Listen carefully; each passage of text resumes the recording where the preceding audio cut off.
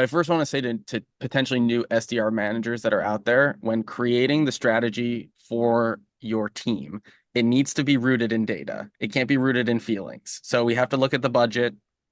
We have to look at the performance.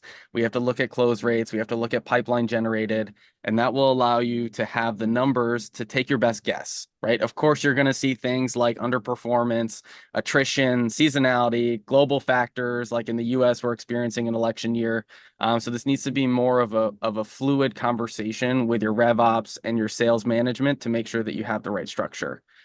Now, with that said, what we employ here at Dashlane, we don't currently have segments for specific geographies or verticals.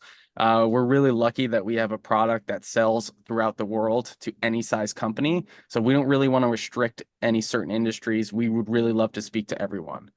As far as a ratio is concerned, currently we have a 1.5 SDR ratio to AE.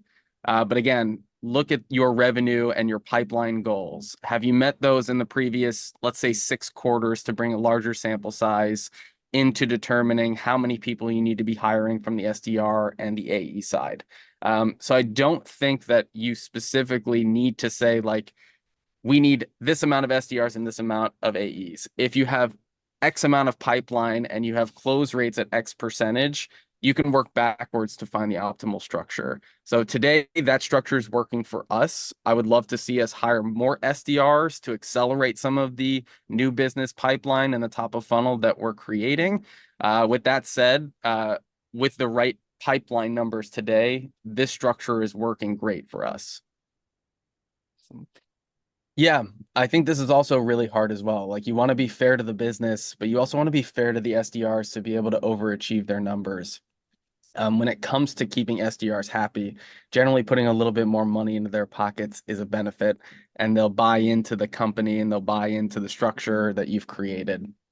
I believe that 3 outbound meetings per week, and again, I'm not talking about the enterprise sector, I'm talking about the small and medium enterprises that Dashlane sells into, is optimal, especially with all of the tools and the tech stack that we have paid for that's helping us generate all of these leads.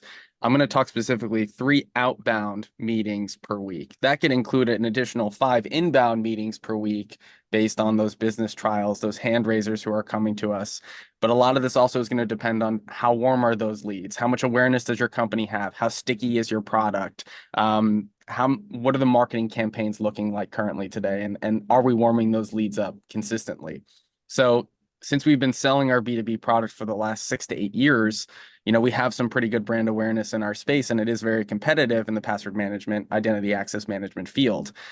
If you're a newer company and you don't have as much market presence, right, maybe skew that a little bit lower. If you're a bigger company and you do have more market presence where people know who you are and where you're calling from, maybe skew that a little bit higher. Got it. So it's like around 10 to 12-ish a month is what? Correct. Yep. And converted. So we're actually looking at closer to like an 80% acceptance rate into the pipeline for account executives.